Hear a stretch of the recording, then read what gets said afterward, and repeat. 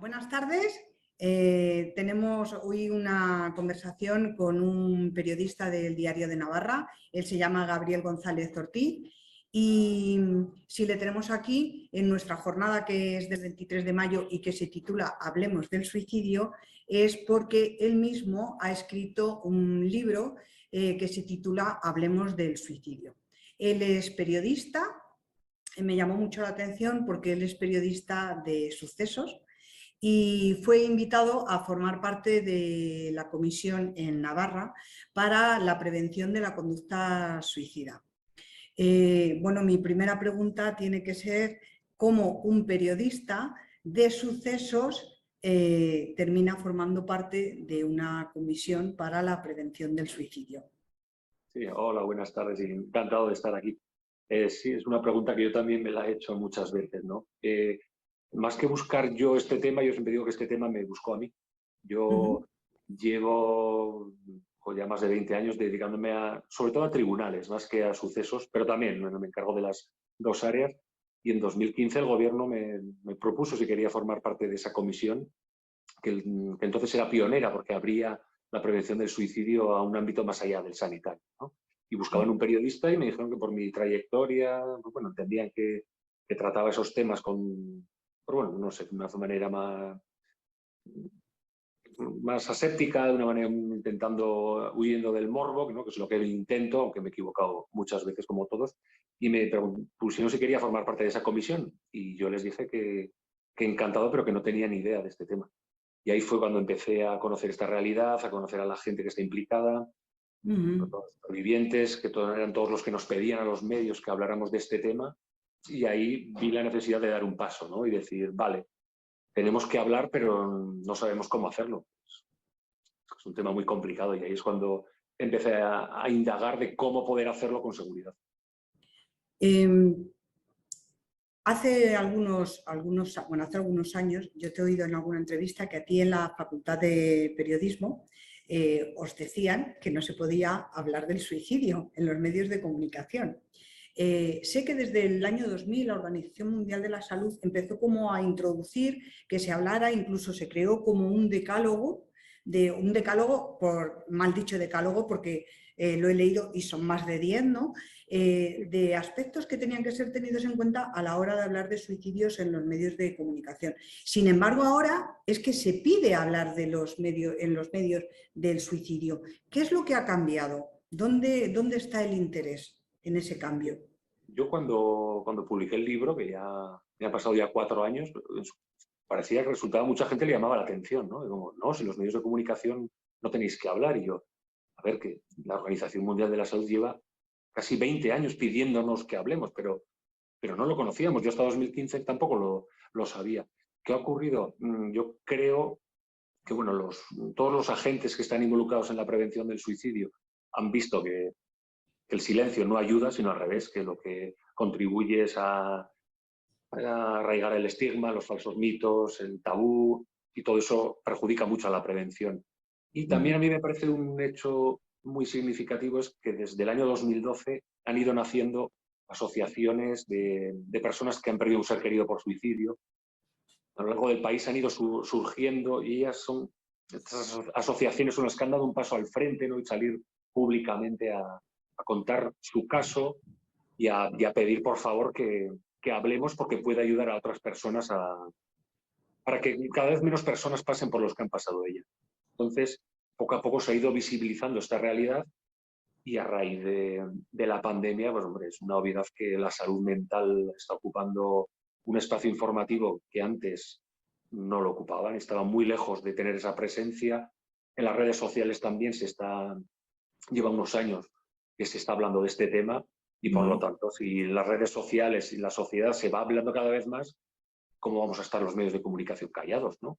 Antes, si no hablábamos los medios de comunicación para evitar ese efecto contagio, pues quizás podíamos evitar algo, pero es que ahora se habla y mucho. Por lo tanto, los medios de comunicación al revés. Tenemos que hablar y hacerlo con propiedad y ejerciendo nuestra jerarquía, ¿no? Que por algo somos un colectivo y tenemos mucha influencia y para eso nos formamos y yo creo que podemos jugar un papel muy importante.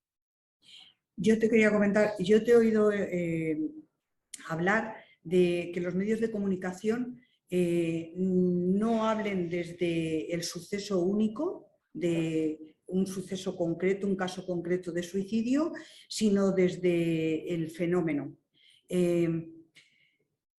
¿Cómo se consigue esto? Por un lado, y por otro, ¿cómo se ha de hablar para no tener ese efecto contagio?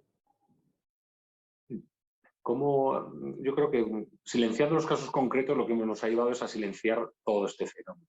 Fenómeno que todos los años se cobra entre 3.500 y 4.000 vidas en España. Entonces, ¿cómo podemos hablar del fenómeno? Pues hace 2 años el propio Ministerio de Sanidad elaboró un decálogo mal empleada la palabra, como habéis comentado antes, pero elaboró consultando con expertos, elaboró una serie de directrices dirigidas a los medios de comunicación para que habláramos del suicidio. Hace unos días, cuando se presentó el teléfono del 024, desde el Ministerio de Sanidad se envió un correo a todos los periodistas de España, a través de las distintas delegaciones, pidiendo que habláramos del suicidio y se nos enviaba pues, lo que he comentado, ¿no? Unas directrices de cómo hacerlo para evitar ese efecto contagio. Por lo tanto, yo creo que se va poco a poco impulsando desde la Administración que hablemos. Podemos hablar de las cifras para darlas a conocer, porque yo creo que la inmensa mayoría de la población desconoce la envergadura de esta tragedia. Estamos hablando de casi 4.000 vidas al año, hay que sumarle 20 tentativas por cada suicidio consumado y hay que sumarle entre 6 y 12 personas que se ven afectadas de una manera muy intensa por un suicidio, y algunos estudios lo elevan a 130. O sea, no hace falta traer la calculadora para saber que la magnitud de esto es descomunal como para permanecer callados. Por lo tanto, si difundimos las cifras, podemos contribuir a la prevención, porque no se puede prevenir lo que se desconoce. Podemos difundir las señales de alarma para que poco a poco vayan calando en la sociedad y la gente, si las detecta en un ser querido, pues bueno, puede actuar, ¿no? Aunque sea difícil, pero si está formada lo va a tener más difícil.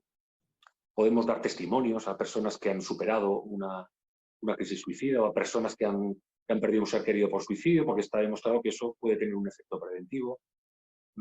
Podemos también desestigmatizar las causas, ¿no?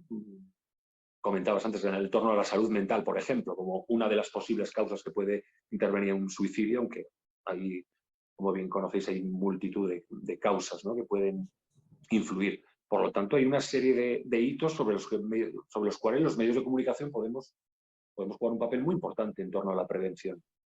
Ahora, los casos concretos, yo creo que sería, salvo casos muy, muy extremos, que tengan pues, ligados a alguna problemática social o a algún personaje público o que hayan ocurrido en un ámbito público, el 99,9% de los suicidios no deberían ser noticia, porque creo que estamos invadiendo el espacio privado de una persona, del honor, de la imagen, y eso está protegido por la Constitución. Aparte que no creo que no aportaría más que morbo, no es necesario. Pero si decidimos que algún suicidio debe ser publicado, hay que adoptar una serie de cautelas, como son no difundir el método, no simplificar las causas, divulgar los teléfonos en los que hay que pedir ayuda, huir de todo tratamiento sensacionalista, el romanticismo, no divulgar notas de despedida, una serie de recomendaciones que la Organización Mundial de la Salud ya las estableció en el año 2000, que yo las recojo, intento, bueno, abordar intento bucear en ellas, ¿no?, más o menos, y cómo podemos traer también herramientas de comunicación que han servido en violencia de género y en tráfico. Y también el Ministerio, como digo, hace 2 años volvió a publicarlas, se están difundiendo, por lo tanto, los periodistas cada vez estamos más equipados para tocar este tema, porque es muy complejo, muy delicado y es fácil meter la pata. Es decir, que para enfocarlo como fenómeno, a partir de un caso concreto, no de todos los casos, sino de aquel que sea como significativo para poder hablar de esas señales previas que a lo mejor ha habido de alarma y poder difundirlas, o esas características que hacían que esa persona fuera especialmente vulnerable, Creo que ese es un poco lo que te entiendo. Sí, pero en general, porque claro, no podemos entrar en el caso concreto, ¿no? Es que yo siempre digo, muchas veces Sí, las vulnerabilidades como... en general, sí, eso es, ¿no? Pues cómo trabajar la resiliencia, pues todo a raíz de un caso concreto o a raíz de, por ejemplo, se pone en marcha el 024, oye, ¿no? Pues da pie a que tratemos este tema en profundidad.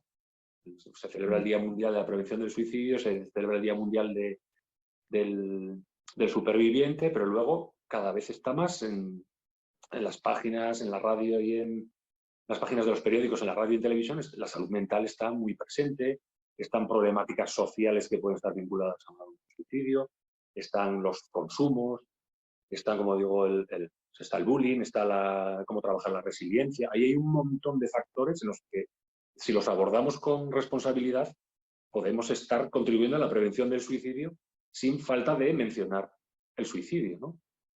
Y por lo tanto, hay mucha labor que podemos hacer, pero también necesitamos la colaboración de todos los agentes. O sea, son los periodistas, creo que estaríamos muy, muy desnudos para enfrentarnos a una realidad tan compleja. Quería comentarte que un poco el enfocar esta jornada que tenemos hoy en salud mental dirigida al suicidio surgió a partir de que determinados estamentos, en concreto docentes, incluso la policía, nos pedía poder hablar de este tema. Yo quería preguntarte, tus compañeros de profesión, a raíz de la publicación de tu libro, ¿qué feedback te han dado sobre el tema? ¿Qué es lo que te han comentado? ¿Cómo lo valoran? Y además de tu propia opinión, ¿cuál es la de tus compañeros de periodismo? Sí, o sea, más saliendo un poco del caso concreto de mi libro, más sí que al principio había cierta, no reticencia, pero cierta curiosidad de, oye, ¿cómo este tema así? ¿Cómo hacerlo? Pero poco a poco, o sea, no hablamos de mi libro, pero poco a poco la propia sociedad, desde muchos estamentos, han ido pasos a la visibilización de esto, ¿no? Entonces, sí que yo percibo que por así, los casos que pueden ser erróneos, bueno, se siguen dando, pero como se siguen dando en muchos sucesos, se siguen dando en violencia de género, en tráfico, se siguen viendo, ¿no? O sea, alguien ve un suceso y ve que hay tratamientos sensacionalistas. Pero lo importante, más que fijarnos en ellos, que son casos muy llamativos y hacen mucho ruido, ¿no? Y por eso nos fijamos tanto, creo que hay que fijarnos en que los tratamientos positivos o constructivos, por así decirlo, han aumentado muchísimo. Entonces, yo creo que es un poco consecuencia de todo, de los tiempos que estamos viviendo, de cómo la sociedad cada vez está hablando más de estos temas y tenemos que ir todos a la par. Y cuando me preguntaban por qué los medios de comunicación los silenciábamos, era primero porque se nos decía que podíamos provocar un efecto contagio, después porque daba miedo tocar este tema, que era muy fácil meter la pata, y yo añadía, y también porque los periodistas formamos parte de la sociedad, no somos un ente ajeno, ¿no? Y en la sociedad de este tema no se hablaba y no se habla todavía, o sea, cuesta romper el tabú, pero poco a poco yo creo que estamos en la época del cambio y estoy convencido de que dentro de 10 años el avance habrá sido en torno a la erradicación del estigma, del tabú, de los falsos mitos. Yo creo que habrá sido muy, muy, muy grande y ojalá que conlleve un descenso de las cifras, porque las actuales, cada persona que las conozca tiene que llegar a la conclusión de que son insoportables. No podemos estar ya, el tiempo del habría que hacer ya ha terminado. Tenemos que formarnos periodistas, docentes, personal sanitario y desde la administración, desde los poderes públicos se tiene que trabajar esto con mucha, mucha más intensidad. Yo esta semana he dado la casualidad que da un taller para chicos adolescentes, pues para hablar del tema, pero en el sentido de, bueno, lo que nosotros llamamos tu tarjeta de prevención o tu tarjeta de ayuda o tu cortafuegos, tu tarjeta de cortafuegos. Y es verdad que vi sus ojos cómo se abrían cuando les contabas las cifras. Cuando comparabas el número de suicidios conseguidos con respecto a lo que son los accidentes de tráfico. Entonces es como que se llevan las manos a la cabeza diciendo, por Dios, tanta gente. Y no sé si a partir de ahí hizo que tuvieran los oídos más abiertos para decir cómo se evita no el contagio, sino el hecho. qué hacer, qué tipos de prevención poner, cómo estar atento a que tus compañeros puedan estar en una situación vulnerable con respecto a este tema. Otro ámbito que has tocado aquí, además de la prevención del suicidio, es la petición por parte de las familias de que se haga algo respecto al tema para que no vuelva a ocurrir. Porque hace unos años, cuando una familia caía en esta situación, ya no voy a contar ni siquiera que a veces no sé de qué fecha es, pero no se dejaba enterrar a las personas que se habían suicidado dentro del cementerio. 1983, sí. 1983. Pero también ocurre que no sabes, bueno, lo callan, lo intentan esconder porque también te vas y qué tipo de apoyo social puede recibir esa familia. Entonces, desde tu contacto con las familias que te han pedido que esto se divulgara, ¿de qué forma podemos dar ese apoyo social, tanto a nivel particular como los medios de comunicación? Sí, los medios de comunicación, el duelo por suicidio siempre se ha dicho, ¿no? Que es el duelo con menor apoyo social que tiene. O sea, yo creo que somos, la mayoría de la sociedad somos torpes ante la muerte, somos muy torpes en un tanatorio, no sabemos cómo manejarnos, pues ante un suicidio esta torpeza se incrementa, ¿no? Entonces, yo creo que los medios de comunicación primero les debemos una normalización de su duelo. O sea, si ya perder un ser querido es muy doloroso, perderlo por suicidio, que sea algo a lo que no me puedo hacer una idea porque no lo he vivido, ¿no? Entonces, los medios de comunicación podemos hacer primero eso, hablar del suicidio, normalizarlo, que se vea que esto ocurre, que es muy democrático, esto ocurre en todos los estamentos de la sociedad. En cualquier familia se puede dar un suicidio. Por lo tanto, que se ocurre en una familia, hay que no normalizarlo, quiero decir, pero que se vea como una muerte, ¿no? Como que tengan el mismo apoyo que tienen otro tipo de muerte, ¿no? Entonces, si empezamos a divulgar la realidad del suicidio, pues estas familias van a tener, yo creo que un tejido de apoyo social mayor. Pero es que además difundir el efecto devastador que provoca un suicidio en un ser querido, eso está constatado que es un efecto, puede causar un efecto de prevención muy importante, ¿no? Porque yo he recordado en unas jornadas que se celebraron en Madrid hace un par de años o 3, y que hablaban de que cada suicidio es distinto, ¿no? Obviamente, pero que había 2 factores que se repetían. Y uno era que esa persona cree que su sufrimiento va a ser para siempre, que no se va a solucionar. Y el segundo era que si ellos se iban, su entorno iba a descansar. Sí. Entonces, dar a conocer el efecto devastador que tiene un suicidio en las familias, yo creo que puede tener un efecto de prevención muy importante. Y luego, además, las cifras, como bien dicen, ¿no? Las cifras abruman, pero tampoco remueven, ¿no? Con la gente ya 4.000, que no podemos visualizar, no podemos asumir, ¿no? Que son 4.000. Pero si divulgamos el testimonio de una madre que ha perdido un hijo que ha perdido una madre, alguien que ha perdido un hermano, eso remueve y eso crea conciencia, eso sensibiliza. Entonces yo creo que pueden jugar un papel muy importante. Ellos en la prevención del suicidio y los medios de comunicación también podemos jugar un papel muy importante en darles ese arrope social, ¿no? Porque yo creo que la sociedad debe acercarse a estas personas que están sufriendo como digo, lo que no me puedo imaginar, y hay que escucharles sin juzgar, una escucha activa, estar muy presente, no estar los primeros días y luego desaparecer, ser consciente de que este duelo no es lineal, o sea, no es que cuando va pasando el tiempo la cosa va mejorando, puede ser al revés, que pasando un tiempo incluso empeoren, o pasado mucho tiempo. No presionar para que se deshagan de las cosas, no presionar oye, que hay que mirar hacia adelante, todos estos clichés que utilizamos y que tanto daño hacen, ¿no? Cuando están al otro lado. Acordarnos de las fechas señaladas y hablar de ese ser querido, que muchas veces a mí me lo han comentado, que se suicida, de repente como que nace otra persona y ya esa persona desaparece en las familias, ya se deja de hablar. Tiene que ser muy duro que se deje de hablar de alguien, ¿no? Que ha sido muy querido esa persona. Entonces, quizás